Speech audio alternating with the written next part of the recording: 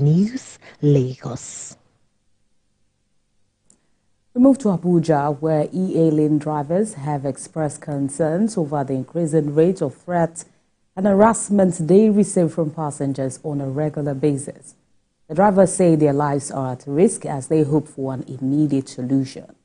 Farah Mohammed has more details on this. In recent times, e-hailing drivers have increasingly fallen victims to attacks by criminal gangs who mainly come as passengers. These risks sometimes lead to loss of lives and leave many with permanent injuries. To find out more about the necessary precautions one needs to take when getting into e-hailing taxi, I ordered a ride from one e-hailing app companies. I waited few minutes for my ride to come. I got in front just to have a chat with the driver. I later spoke to him to find out about his experiences as an e-hailing driver in the FCT. He told TVC News that he has been on this job for 5 years now and has constantly faced security threats from both genders. Most apps don't have security features. That's the truth. They don't have security features. So even if anything's happened to you, okay, like imagine a driver being killed and then he's on app. You go to the app company, trace this thing, they tell you they can't trace it, that the person doesn't have an address. But this thing happened while the person was on duty. So why would that happen if you are doing your due diligence, if you are from get-go profiling these people? You understand? How can I get hurt working for you and then you're telling me you can't trace the person that actually hurt me? For drivers, I think to an extent we're secured. When I say secured, as in before you register as a driver, you must have your driver's license and basically your biodata on the app. Now, when it comes to the rider side, that does not exist. You understand?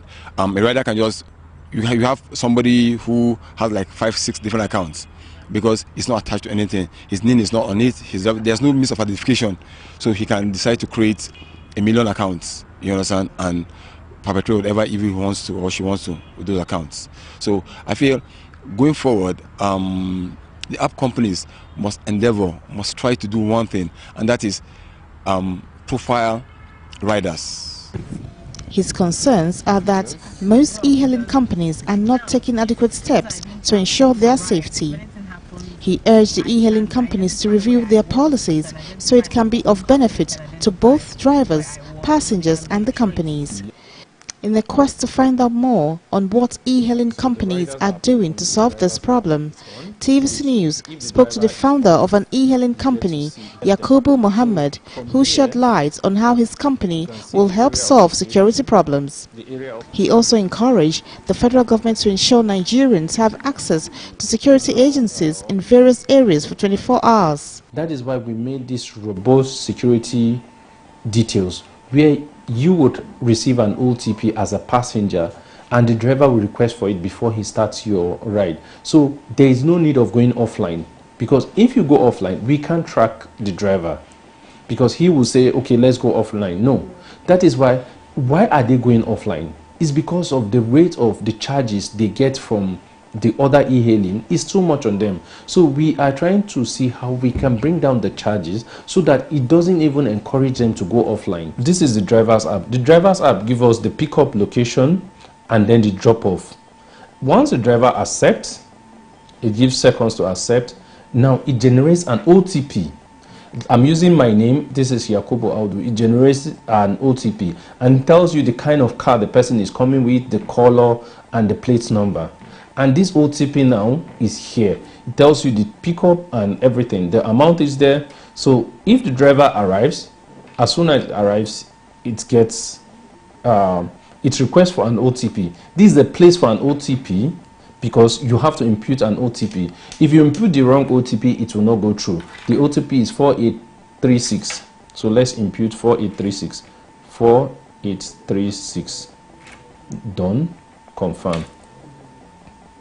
We want to partner to station some men of security operatives in our office so that they will be the first response people. If they are stationed in our office, they are the first response people. They can respond to such alert with immediate effect.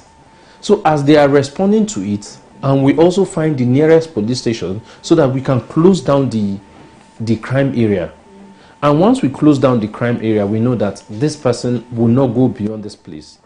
Most drivers have now changed their approach to their jobs by declining ride requests from certain pickup spots and ending their workday as early as 6 p.m.